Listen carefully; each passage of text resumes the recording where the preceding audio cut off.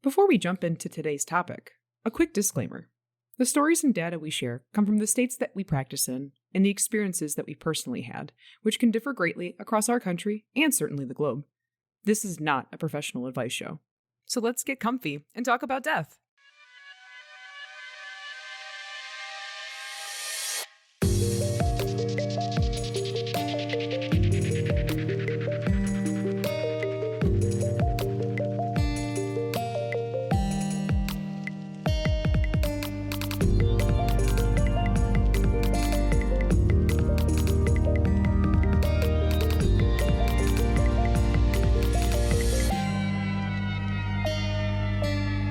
Hello, and welcome to MortMic, a down-to-earth discussion on death and dying. I'm Jem. And I am Red, and we are your concerned COVID commiserators this week. So our last episode, we touched on COVID, the thing that's on everyone's minds right now. And we kind of delved a little bit into some facts and figures, started to talk about how it's been affecting our death care lives. And we're really excited this episode to start going a little more in depth with that. We have a lot more stories to tell you of on-the-job things that have been happening to us, and just a few more things we wanted to touch on. But I think that this episode is going to be very, very juicy for you guys wondering from the outside in what is going on behind the scenes in death care right now. Yep, this is part 2 of our 2020 COVID recap. And we've already talked about the meat and potatoes, but we want to get down into the nitty-gritty and kind of talk about how exactly COVID has affected our industries and how it's affected ourselves individually. I like that we now have measurements of our conversations, whether it's, is this a meat and potatoes episode or is this a nitty gritty episode? Is this a meat and potatoes or down dirty? So as you can imagine, we talked about, how many deaths, how many cases we're dealing with last episode. I'll remind you of the numbers because I think they're really important.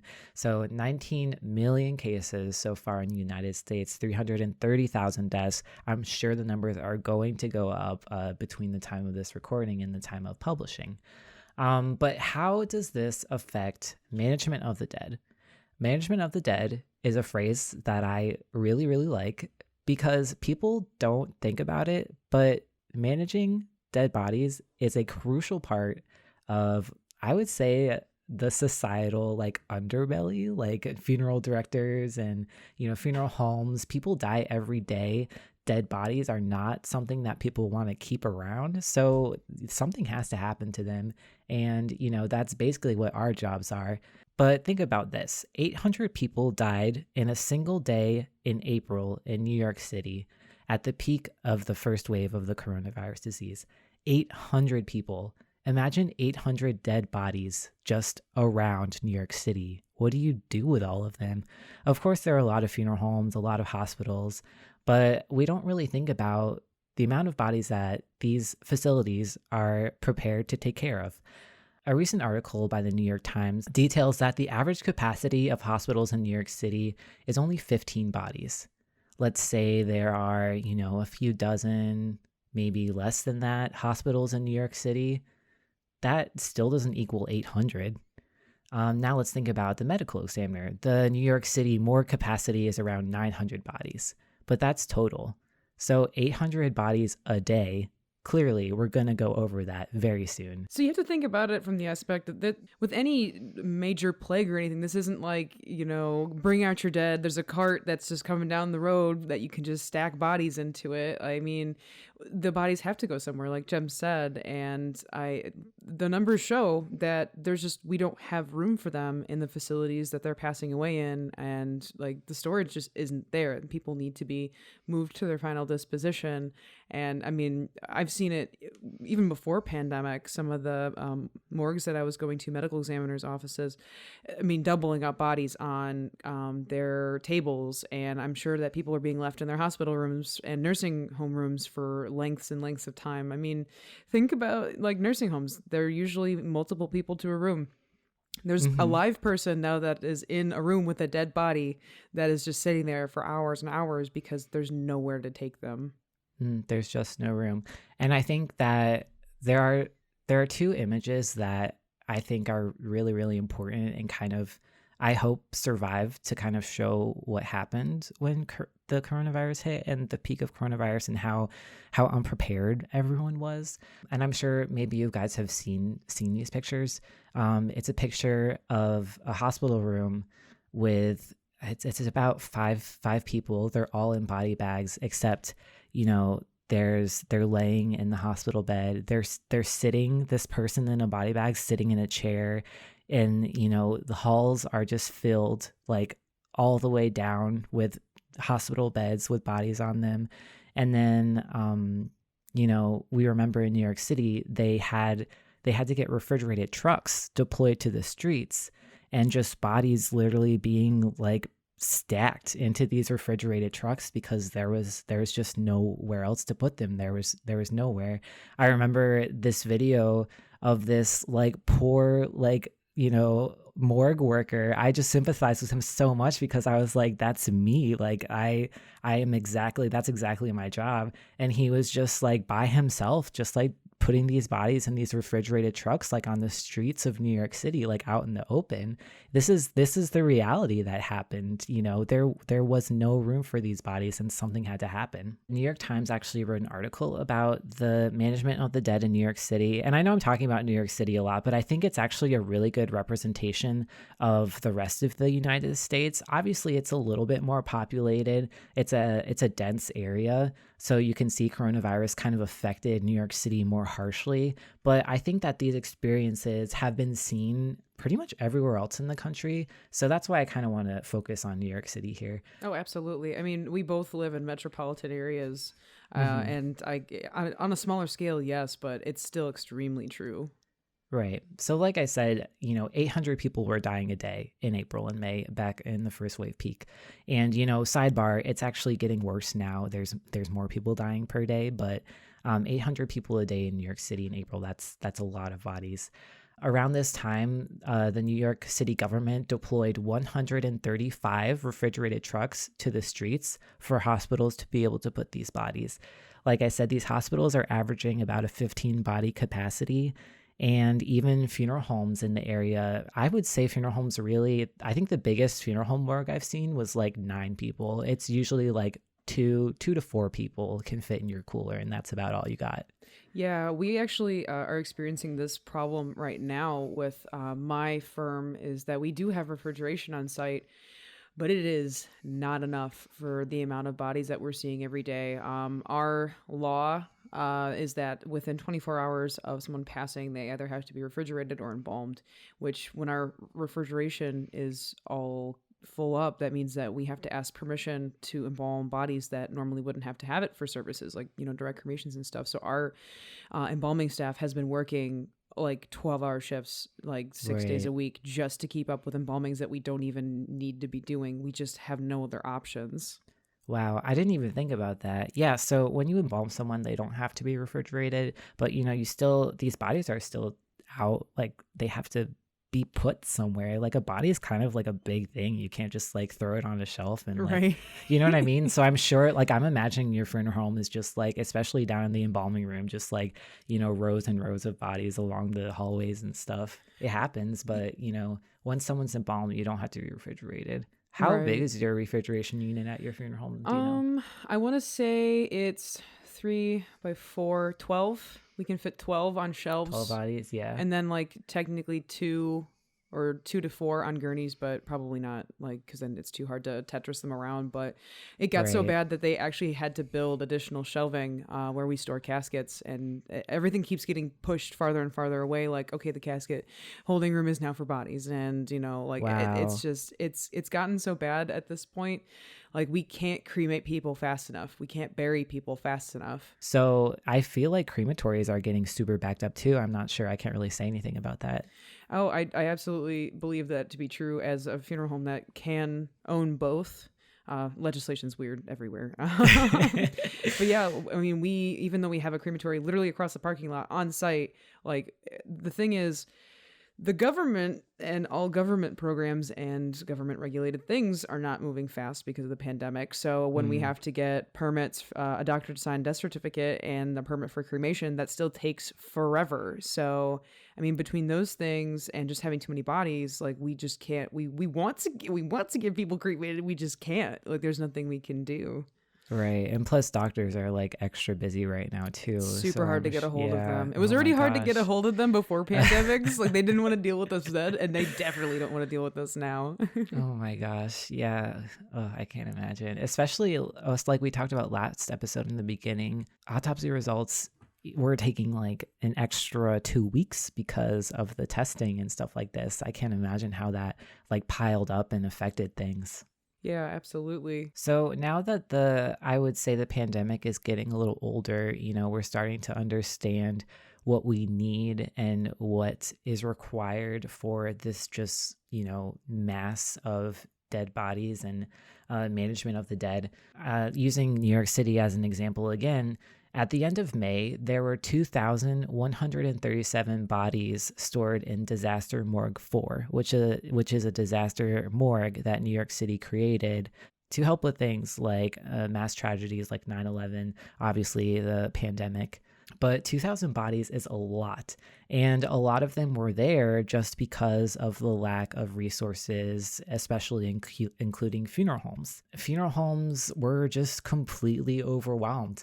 I actually read an article about a funeral director who just got his license revoked, and he's known as the first funeral director that had his license revoked due to coronavirus issues. Wait, what? Yeah. So what had happened was he was a small funeral home in New York City. He reported that he usually only did 6 to 7 funerals a month. That's a pretty small small capacity funeral home. Yeah, like but, one or two a week. Very, very, yeah. very small. But it was just him, and usually he could handle that.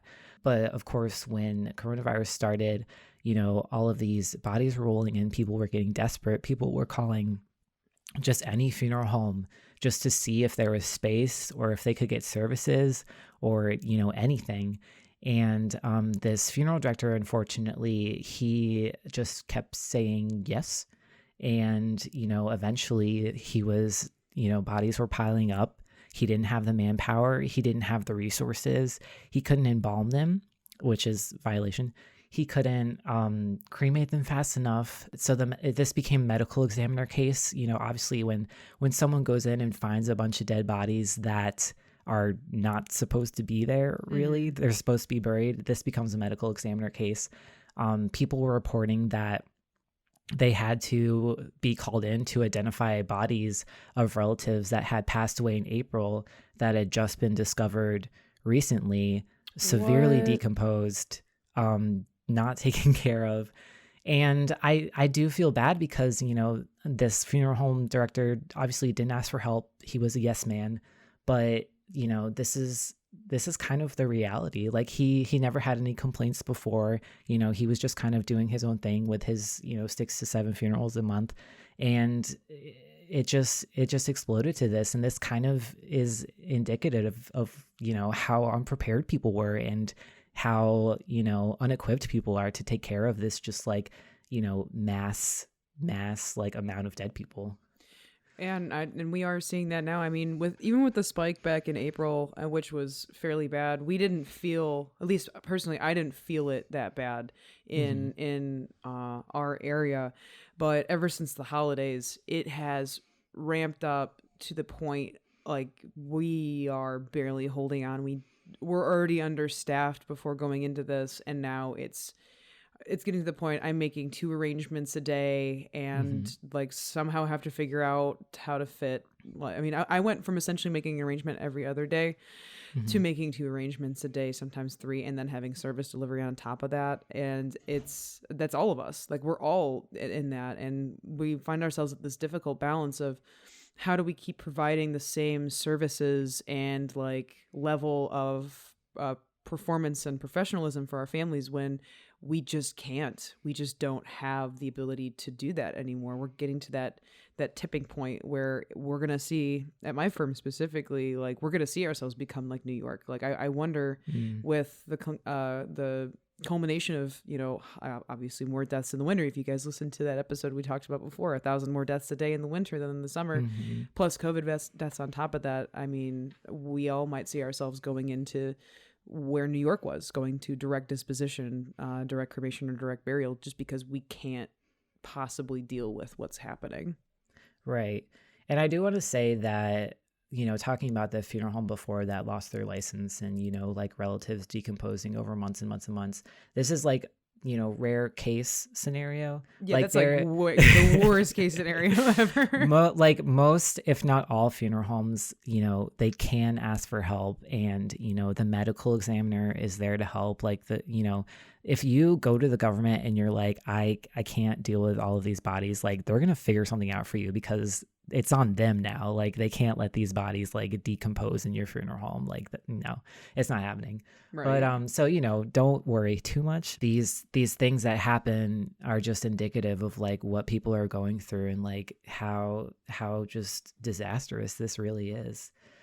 Especially in the early days, like lack of resources was a huge thing. I remember, so I worked at a medical examiner's office. I'm a grad student now at a medical program at university. There was an N95 shortage for a very, very long time. Yeah, I remember. And so N95 masks are medical grade professional masks. I think like contractors or construction workers wear them too, but they filter out like 95% of whatever particles. And they are effective against the coronavirus because the size of the coronavirus is actually pretty large, considering. But because of like the mad rush to like get as much and like hoard, I don't know if you guys remember, people were like hoarding supplies like hand sanitizer and medical masks and stuff. This directly affected like medical institutions and like funeral homes, I'm sure, especially embalming supplies. Yeah, it was funny because in the beginning few months they were like, okay, if you guys happen to be out shopping and you find hand sanitizer, gloves, any of these things, please buy them. The company will reimburse you for them. Like we don't have like a lock on where to get stuff from yet. And like even when we finally did months down the road found like a quote unquote hand sanitizer guy, like one of those like it was like back alley hand sanitizer. We were getting like these crazy bad masks from China. Like it was insane. Yeah, that's what it's come to. And it's that like how it's affected this medical supplies economy has been insane. The markup is ridiculous. Oh, a box of gloves at Walmart right now? Are you kidding me? You're paying like $2 a glove. Like it's insanity. And then on top of that, hand sanitizer, like random like factories that have never made hand sanitizer before are just like making them. I don't know if you guys have noticed, but hand sanitizer some places now smells like straight up rum. Disgusting. But that's like I'm pretty sure alcohol companies are making hand sanitizer because that's basically what it is. I mean, it's profitable as heck right now, so I don't blame them. I mean, exactly. They're a close shot away from making it anyway, so it just makes sense. They're diversifying their portfolio. Yeah. I'm not a COVID like nurse or doctor or anything, but they were having us rewear our N95s. I remember at the medical examiner office, we had to rewear our N95 as long as it wasn't dirty. And then in medical grad school, we're dealing with medical specimens every day. And I've had the same N95 for like the entire pandemic. It's so bad. I know. Admittedly, I don't wash my masks as much as I should. Oh yeah, your cloth mask you should wash as often as you can, but it's you got to do what you got to do, and it's just it's not great, but you got to do what you got to do. Thank goodness it never came down to reusing gloves. That's a little bit harder of a trick to to get through. So obviously, a lot of these changes continue on not only from just the hospitals or to the removal of the deceased into funeral homes, but how have funeral services themselves changed? What have we changed with every governor having different ways of doing things and limiting things, special events?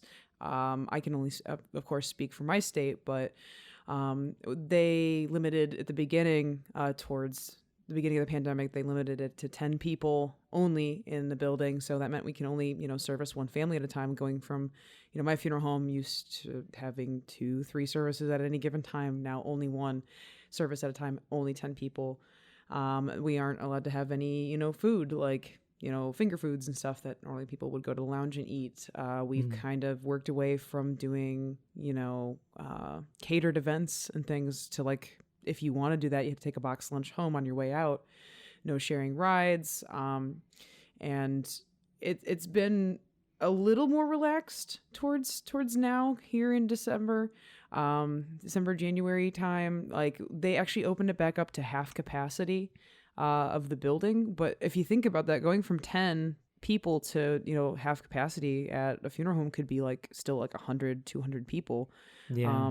Fortunately, we as a company talked about that and set a hard number at 50 because honestly, wrangling more than 50 people is so difficult. I know. I can imagine trying to make sure they're all like socially distanced and wearing masks. Yeah, and that is half of the problem. I mean, we mandated it that people coming through the door have to wear masks, and I feel like I have to talk to people as if I'm the parent to a child. It is ridiculous. I mean, it was hard enough to get them to wear the mask coming in the building. And then I go into the visitation room to do my rounds, and all of a sudden, like, people are, pulling their masks back on, or I have to go up to people 3 times my age and be like, "Sir, you're going to have to do this. You have to wear your mask to be here." Oh my gosh, yeah. It's like people honestly really don't think it's a big deal. Like it doesn't apply to them. Like it's a hoax or something. Yeah, and it's, even if, say, for some weird reason, all the 50 people are in their own, like, social distancing bubble, like, you're still a person too. Like, you deserve protections too. Yeah, that always bothers me. I'll have people that'll, like, walk into the building and, like, as they're, like, walking past me, they're putting on their mask. And I'm like, but you already exposed me to, like, whatever by walking past me without your mask. So, Yeah. Like, you're almost there, guy, but... And not to like derail the conversation or anything, but the masks like really work, guys. Like I'm not really going to go into it too much, but I did have some classmates that tested positive for coronavirus. I was literally standing right next to them. I was wearing a mask and I was standing right next to them for like, I don't know, 3 or 4 hours. And I did not test positive. Like the masks work, like just wear them. Really, really, really, truly, really wear the masks. Yeah.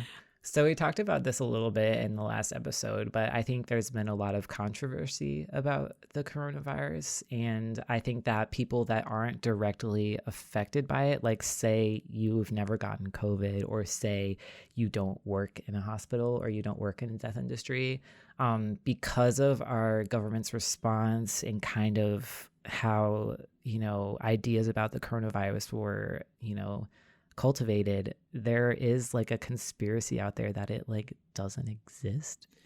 Yeah, and I see that a lot since I'm on the, like, I guess you could say customer service side of things in a way. It was awful. I think the worst funeral service I've worked so far, because of just like people denying these things. It was more towards the beginning. It was right when we opened back up to 50 people in the building at my funeral home.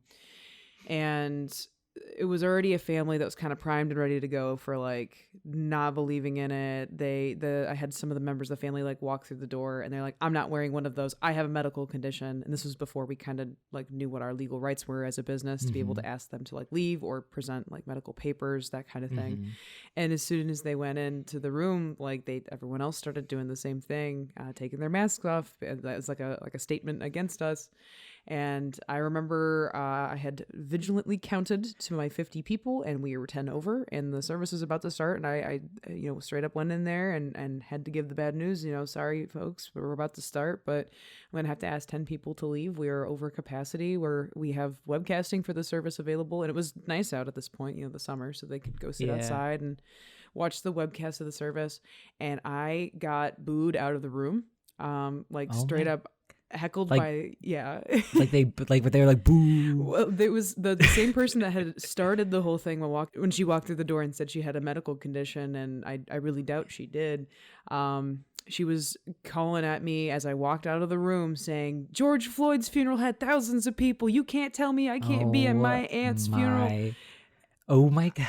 It Oh my was god. it was like I had never felt what I felt that day on any day of my life before. Like, I'm doing this to protect you. Like, why Right? are Like, you? this is like our jobs. Like, we don't want you to end up in this same position. Like, it's just so crazy. And people, I think they just are just so like selfish sometimes, and they just can't think outside of their own like wants. And, it's just crazy. And unfortunately, as death professionals and dealing with families, we do have to deal with this, especially with the coronavirus.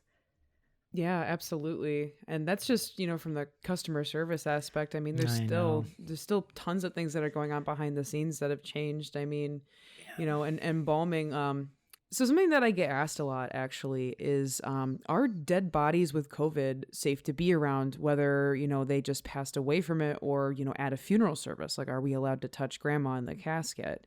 Yeah, I think because, the virus is, a lot about it is unknown, or like, the general population doesn't really know a lot about how viruses work and how infections work. I think it's kind of scary. Like, if a dead body is laying there, like, can you get coronavirus from a dead body, and to what point? Like, how long? Or like how long does it stay? Or like how long are they infectious?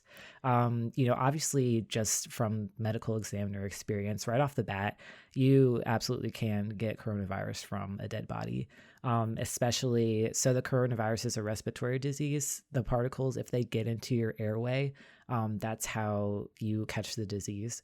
So if, say, we're moving a body, and when, I think we've talked about this before, I'm not sure, but if people die and you move them, sometimes air can get expelled from their stomach, their lungs, whatever, and they'll make like, gasping sounds or whatever. So this is a way that the virus can be introduced into the air and infect people. Another way is, if you're doing an autopsy and you're using a bone saw. The bone saw oscillates, and it kind of kicks up particles from the blood and the bone and the tissue. So if you're using a bone saw to open the skull or open the rib cage, that's another high risk activity that could get coronavirus into the air and get you infected.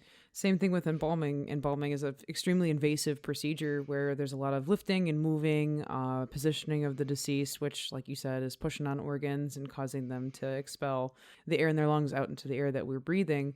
And I mean, of course, like using a trocar, I mean, you're basically stabbing into organs and causing them to like push, and like there's so much that can cause, especially for those that are dealing with the bodies before the family sees them, that we're basically putting ourselves at risk from that. I know that a lot of embalmers have been placing like towels essentially over faces just to help with the air coming out, or blankets or Mm-hmm. sheets and things like that.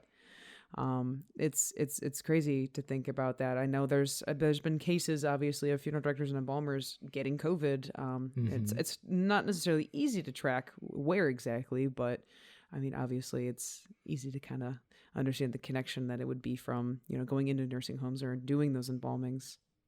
Right. We're definitely high risk employees for sure. As far as COVID autopsies go, in general, there's not really anything different from a regular autopsy. Obviously, you have to be concerned about the lungs, and there's still a lot of research being done.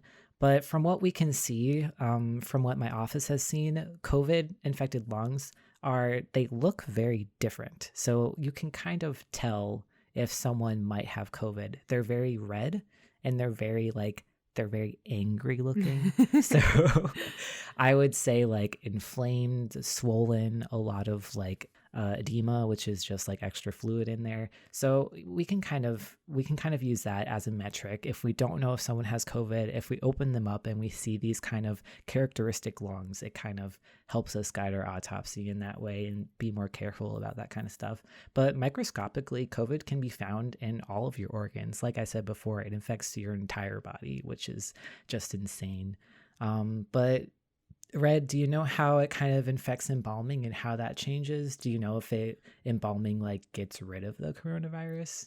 So, how it presents to us, we can kind of tell if somebody's got COVID based on like, there's a lot, we notice a lot more clotting. There's a lot more clotting of the Hmm. blood. Lung purge is huge. We see lots and lots of lung purge. And then some cases present with like more edema. in the bodies. But yeah, the big one's going to be the lung purge. So I mean, we tend to bump up the index, which just is like a stronger fluid, a stronger arterial fluid, just in case. And we do ask pretty much permission to embalm all COVID patients just in case as well. But embalming, for the most part, is about the same. The unfortunate thing is the amount of stuff that I've sat in on, webinars and things like that. I still haven't seen numbers come out for, how effective is embalming versus, the COVID virus, like on a microscopic level.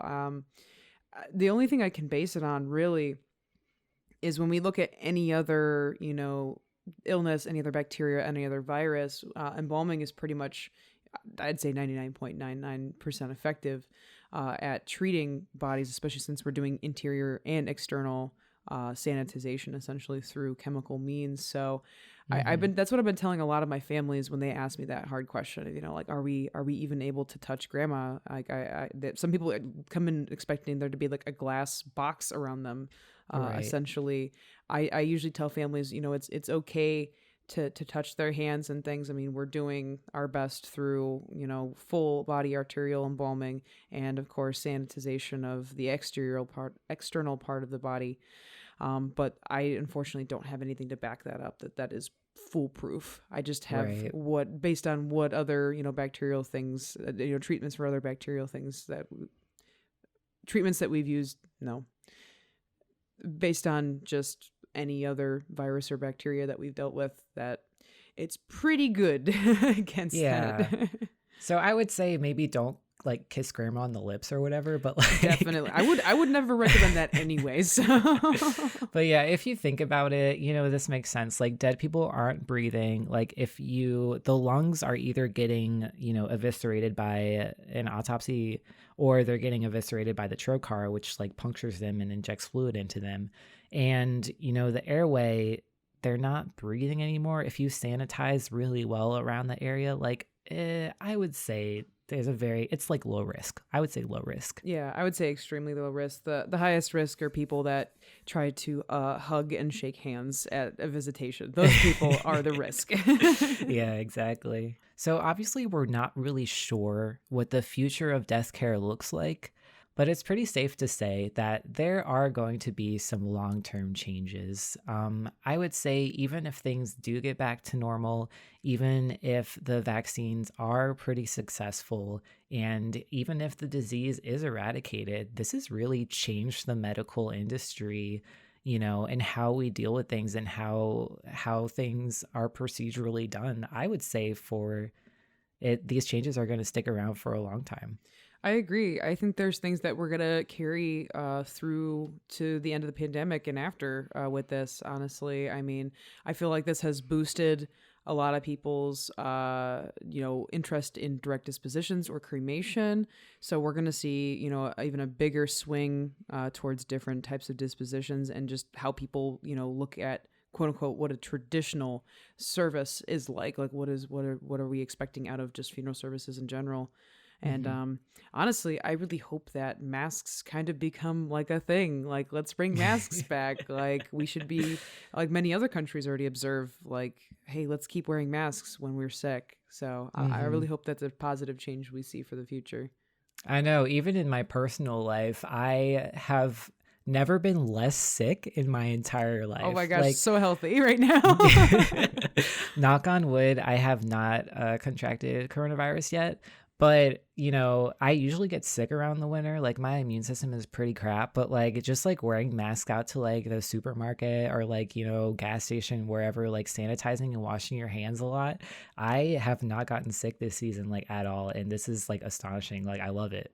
I know I'm going to knock on wood over here for the same. I usually get sick 3 times a year, and I am running on just completely clear skies right now. Yeah.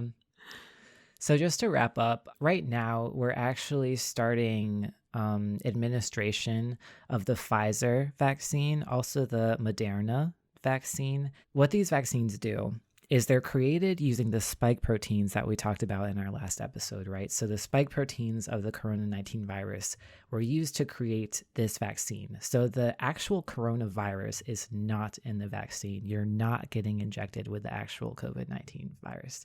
But because these spike proteins are present in the vaccine, what happens is that you get the vaccine, your body recognizes these spike proteins, and they produce antibodies to combat them. So this is why we need a first shot and then we need a booster shot.